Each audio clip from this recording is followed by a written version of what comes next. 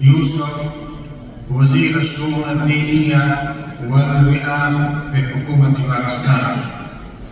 أيها المشايخ الكرام، أصحاب الفضيلة والعلماء، أولا أشكر أمين عام رابطة العالم الإسلامي معالي الدكتور محمد بن عبد الكريم العيسى على إقامة هذا المؤتمر الثاني لملتقى العلماء في باكستان. ولا شك أن الأمة بحاجة ماسة في هذا العصر إلى تنسيق المواقف ووحدة الكلمة. وأيضا أشكر حكومة خادم الحرمين الشريفين على اهتمامهم ورعايتهم لقضايا الأمة الإسلامية، وأيضا على جمع كلمة المسلمين. وأهنئكم جميعا وأشيد وأبارك لقيادة البلدين المملكة العربية السعودية وجمهورية باكستان وشعبيهما وعلماءهما على الاتفاقية التي تم توقيعها من قبل البلدين بخصوص الدفاع المشترك.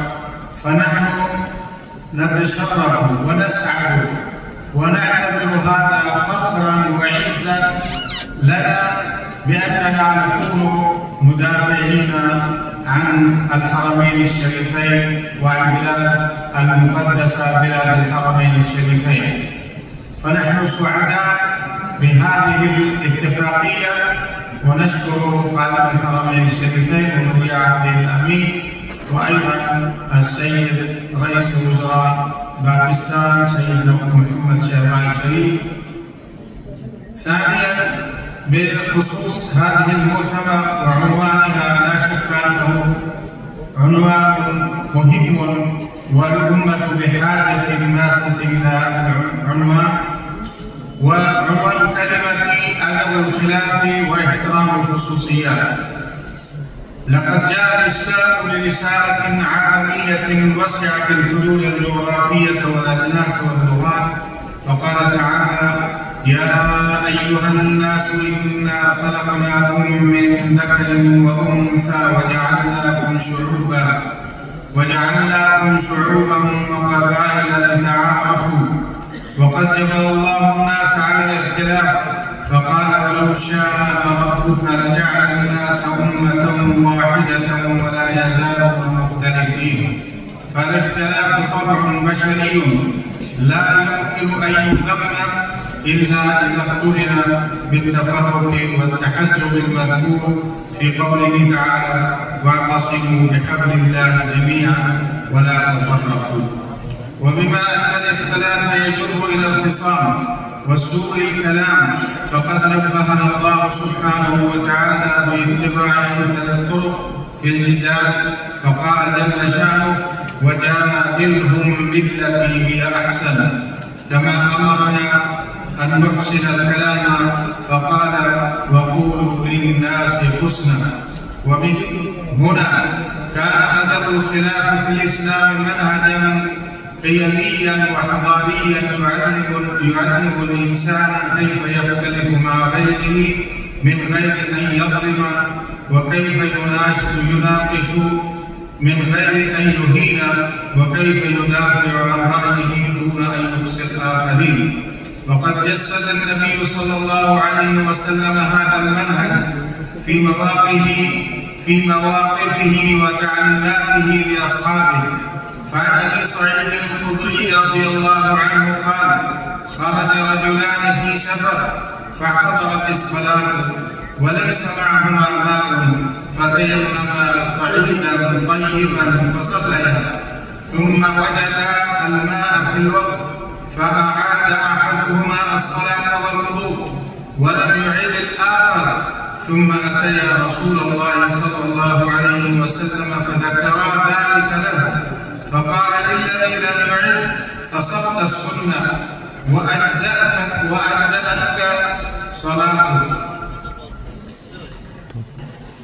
وقال للذي توضأ وأعاد لك الأجر مرتين. رواه أبو داود والنسائي وصححه الألباني.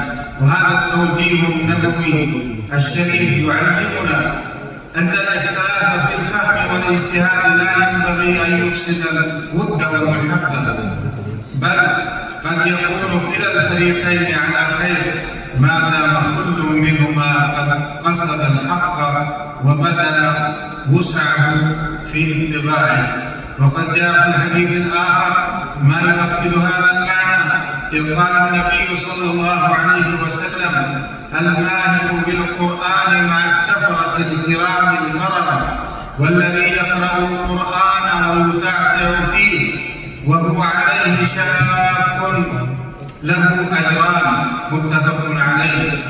فكلا الفريقين مأجور، الأول لإتقانه والثاني لإخلاصه وجهده رغم الصعوبة.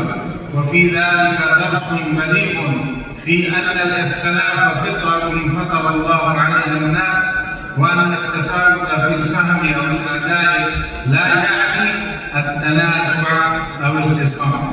أيها المعالي، أيها الحضور الكرام، لقد كان الصحابة رضوان الله عليهم أجمعين نموذجا راقيا في أدب الخلاف، فلم يكونوا يكثرون من المسائل والتفريعات التي تفضي إلى النزاع، بل كانوا يعالجون ما يقع من نوازل في ضوء هدي رسول الله صلى الله عليه وسلم، ويحرصون على أن يردوا كل خلاف إلى كتاب الله وسنة رسوله، عملا بقوله تعالى: يا أيها الذين آمنوا أطيعوا الله وأطيعوا الرسول وأولي الأمر منكم، فإن تنازعتم في شيء فردوه إلى الله والرسول إن كنتم تؤمنون بالله واليوم الآخر.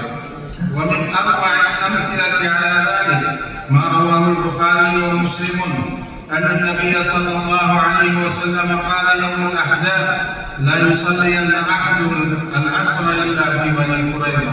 فأدرك بعض الصحابة العصر في الطريق، فقال فريق: لا نصلي حتى نصل إليها. وقال آخرون: بل نصلي. لم يرد منا النبي صلى الله عليه وسلم تأخيرها، فلما ذكر ذلك للنبي صلى الله عليه وسلم لم يعنف أحدا منهم، لأن كلا الفريقين اجتهد في فهم النص بحسب ما رأى أنه أقرب إلى مراد النبي صلى الله عليه وسلم. وهكذا علمهم أن الخلاف في الاجتهاد لا يفسد الود، وأن التنوع في الفهم لا يناقض وحدة الصف. بهذا المنهج النبوي تربى الجيل الأول، فكان الخلاف عندهم وسيلة للفهم لا سببا للفرقة. ولذلك قال الإمام الشافعي رحمه الله تعالى كلمة خالدة: رأيي صواب يحتمل الخطأ، ورأي غيري خطأ يحتمل الصواب.